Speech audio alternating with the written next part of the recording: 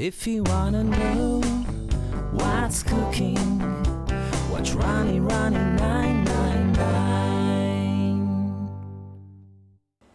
Hey everyone, so today I'll just show you what I made yesterday for myself. I usually don't have enough time to cook when I get home, but when I cook for myself, this kind of quick meal, this is me. Parboiled tofu for 2 minutes. Drying well.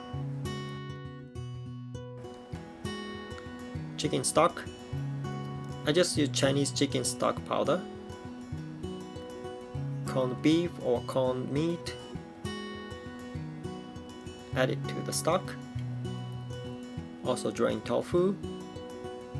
I just simmer for 2 minutes. Starch mixture.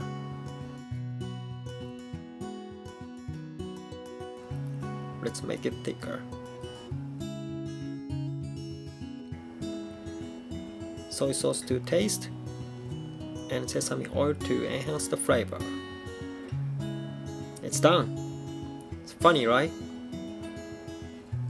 I know it doesn't appetize you, but it tastes as good as I expected.